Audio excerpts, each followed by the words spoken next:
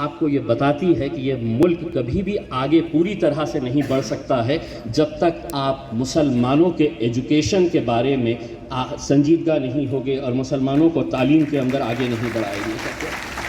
मैं वहाँ पर स्टेज के ऊपर बैठा हुआ था और मेरी नज़र उस बालकनी के अंदर गई तो पिछले साल यही अक्टूबर 2022, अगर आप याद करेंगे तो पूरा 1 साल हो गया है, हम चर्चा इस बात के ऊपर कर रहे थे इस देश के अंदर अगर हमारी बच्चियां पढ़ने के लिए जाएगी तो वो हिजाब पहनकर जाएगी या नहीं जाएगी, इसके ऊपर फैसला हो रहा था। और मुझे खुशी हो रही थी इतनी सारी बच्चियों को हिजाब में देखकर। एक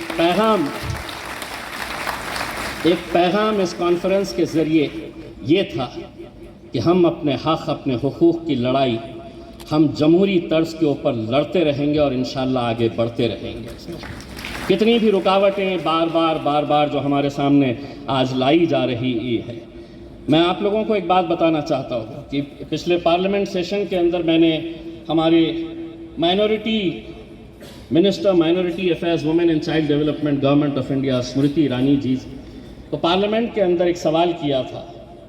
उन्होंने मुझे जवाब दिया है, आदरणीय Shri Syed Imtiaz Jaleel ji, please refer to the matter raised by you under rule 377 in the Lok Sabha regarding continuation of scholarship for classes 1 to 8 under pre-matric scholarship scheme and पढ़ो परदेश scheme from 2022 to 23। उन्होंने जवाब दिया है और इतना खूबसूरत जवाब दिया है। उन्होंने एक तरीके से हमको ये बता दिया है कि हम कुछ नहीं देने वाले हैं तुम्हें।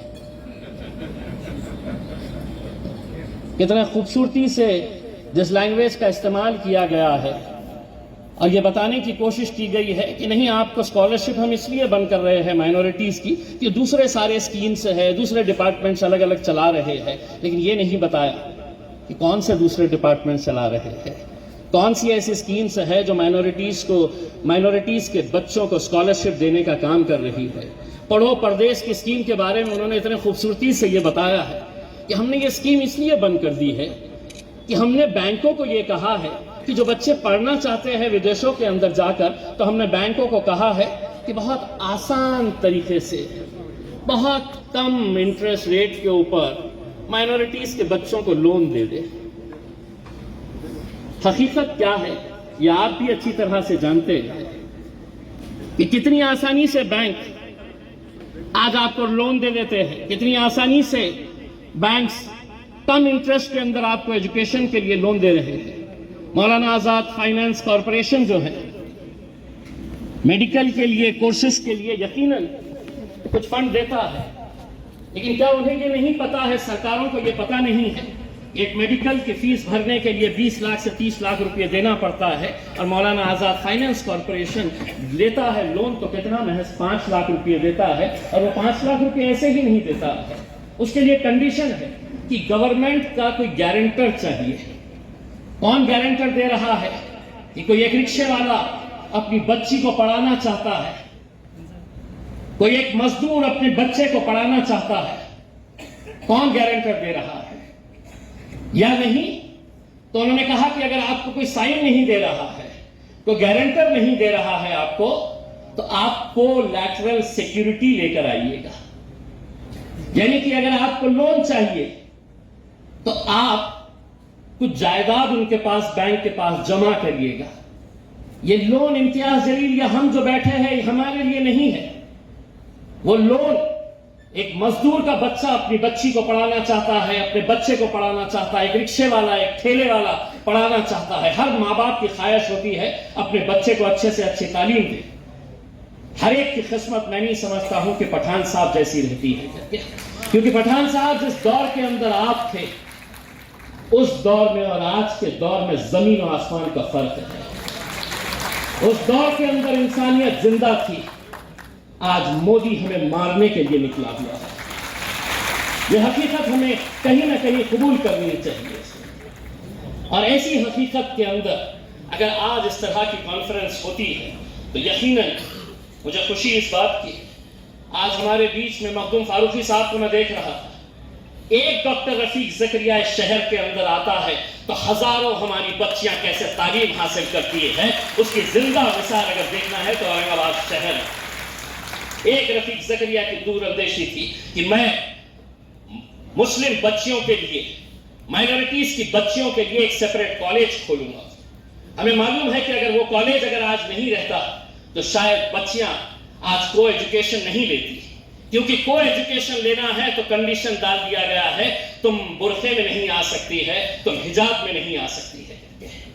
वही कॉलेज है जिसकी वजह से आज हजारों बच्चियां तालीम हासिल कर रही है। दूसरी बात यह है कि यहां पर अकरम साहब, इकराम साहब बैठे हुए हैं, फॉर्मर इनकम टैक्स के कमिश्नर है। इनकी जद्दोजहद है कि वक्फ की जमीनें अगर हमें मिल जाती है तो हम वहां पर कोई ताजमहल नहीं बनाना चाहते हैं, हम वहां पर तालीमी इदारे खड़े करना चाहते हैं।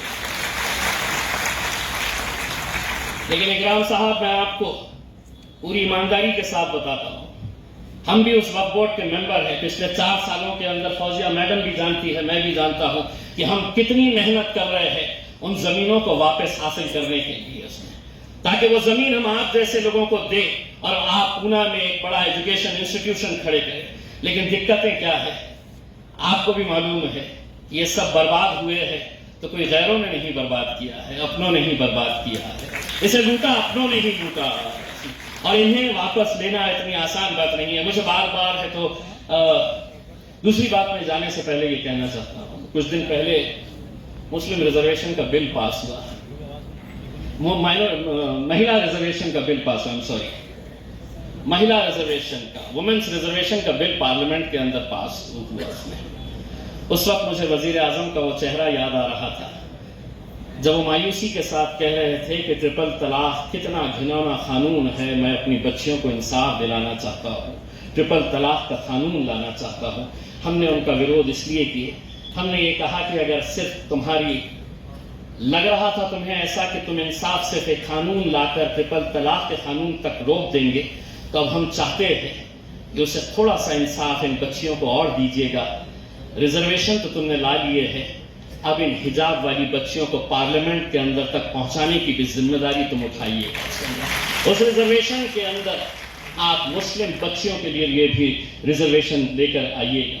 मैं आपको सिर्फ जाते जाते इतना कहना चाहता हूँ कि ये कॉन्फ्रेंस होनी चाहिए, यकीनन बहुत अच्छा, इससे कुछ ना कुछ, और इतने स्टॉलवर्ड्स यहाँ पर बैठे हुए हैं, कुछ ना कुछ आप ज़रूर यहाँ से लेकर जाएंगे।